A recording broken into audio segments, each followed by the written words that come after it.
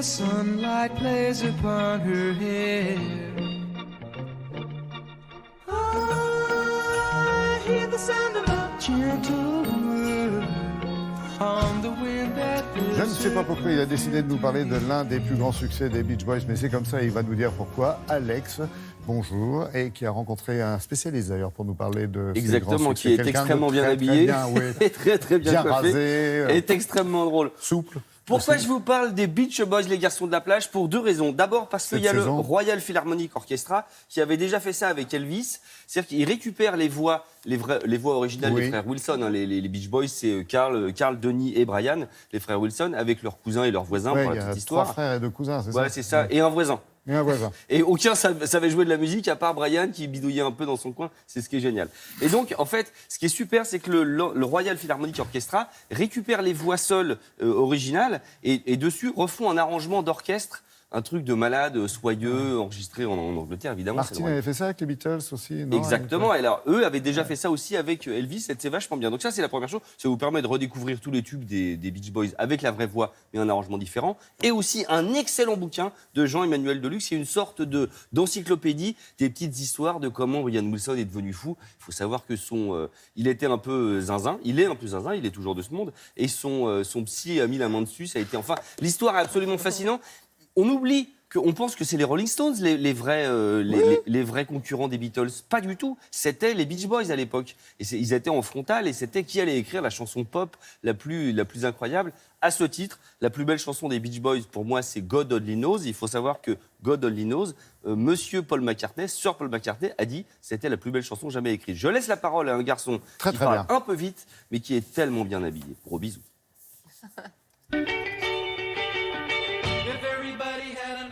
Tu aimes le surf, tu aimes les beaux garçons? Cette chronique est pour toi. Nous allons parler des Beach Boys. Et oui, nous sommes en 63 avec Surfing USA.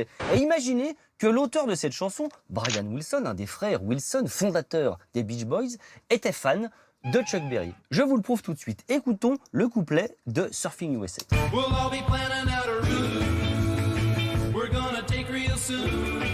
Il était tellement fan qu'il avait entendu, bien avant d'écrire cette chanson, un titre qui s'appelait Sweet Little 16. They're really rocking in Boston and Pittsburgh, PA. Ah oui, là, il aime beaucoup la chanson. Oui, il l'aime tellement qu'il y a eu un petit procès et que finalement Chuck Berry a été nommé co-auteur. Ça c'est fait, c'était le petit amuse-la-bouche. Déjà fait? Ah pardon. Nous sommes en 1964 et voici le monument absolu des Beach Boys, Good Vibration. Pourquoi je dis monument absolu? Parce que 90 heures de musique enregistrée, 22 séances différentes dans 4 studios. Brian Wilson est devenu fou. Il a enregistré tout ce qu'il pouvait enregistrer pour faire ce qu'il appelle une pocket symphony, une symphonie de poche. Je vous ai retrouvé quelques petits extraits de la séance d'enregistrement. Enfin, quand je dis 2, il y en a eu 22, donc de certaines séances. Et vous allez voir qu'il y a un tas de bazar. Par exemple, ceci. Clavier, basse. La voix de Brian Wilson. On écoute, vous savez, il y a d'autres trucs assez rigolos. Il y a des petits flutios.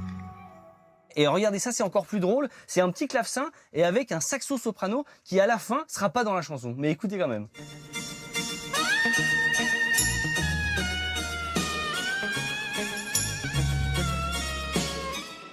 Et maintenant, écoutons la prise qui a servi.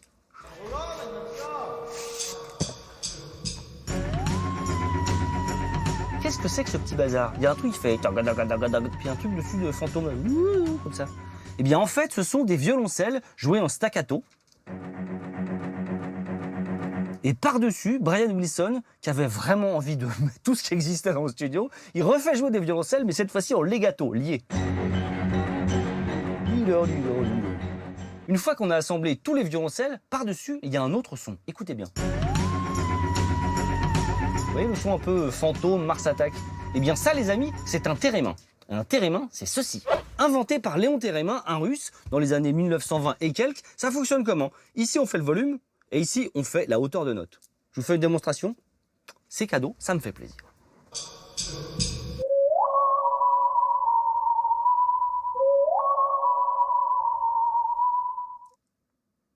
De rien. Vous allez me dire, et vous n'aurez pas tort, on n'a pas beaucoup entendu de voix. Vous avez raison. Et imaginez que quand on dit Beach Boys, c'est qu'il y a un S, les gars, ils viennent à plusieurs. Mais oui, hein, vous avez Donis, vous avez Carl, enfin il y a les 3 frangins Wilson, et puis ils vont chercher aussi leurs cousins. Mais oui, monsieur. Et alors, pourquoi tout ça? Parce que souvent dans la même fratrie, quand vous chantez ensemble, ou même la même famille, il y a des harmonies vocales qui se font, qui fait que ça marche terrible. Écoutez bien. She's giving me the excitations. I'm picking up good vibrations. Avec la voix de tête au-dessus, c'est tellement sucré, c'est beau. À la fin, ça fait quoi tout ça? Assemblé, c'est 90 heures de musique, ça fait 3 minutes 35 de bonheur.